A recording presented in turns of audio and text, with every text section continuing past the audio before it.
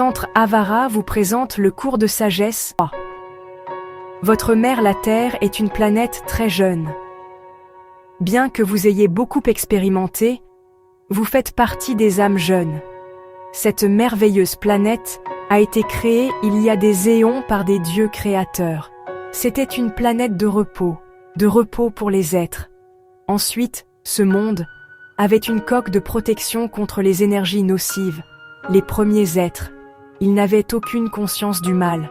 Le plan divin prévoyait, deux énergies primordiales devaient s'affronter. Ce vaisseau a abrité des milliers de civilisations. Des éons ont passé. Des humanités ont expérimenté. Les petits dieux créateurs ont manipulé. Sa pureté et son amour sont toujours aussi puissants.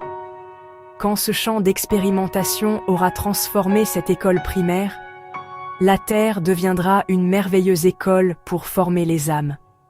Vous vous demandez à quel moment la peur est née sur ce monde. Nous allons vous dire qu'à partir du moment où les âmes se sont de plus en plus densifiées, de cette peur ont été générées la souffrance, la violence et la dualité profonde.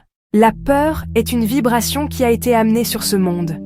Si vous voulez vraiment étudier ce qu'est la peur, vous comprendrez qu'une plante a peur. Ils ont peur de perdre la vie car la vie leur est précieuse.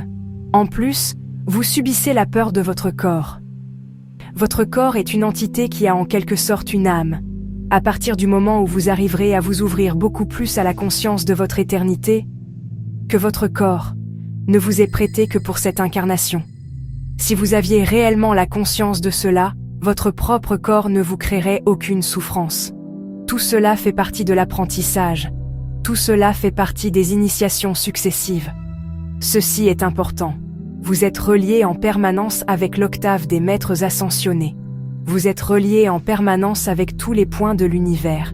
Vous êtes relié par le simple fait d'y penser une seconde. Vous pensez une seconde à être auprès d'un maître et une seconde après, vous pouvez être auprès de lui. Lorsque vous pensez à vos frères des Pléiades, de Véga, de Vénus, vous vous reliez instantanément avec eux. Comment la création se fait-elle? Tout d'abord par la pensée, ensuite par le son et par la matérialisation. Tout a donc été créé par la pensée, et vous, comme tout ce qui vit, vous pouvez aussi créer par la pensée. C'est pour cela que nous vous disons, maîtrisez vos pensées. Vous créez en permanence sans vous en rendre compte, vous créez des pays magnifiques, mais vous pouvez aussi créer tout le contraire.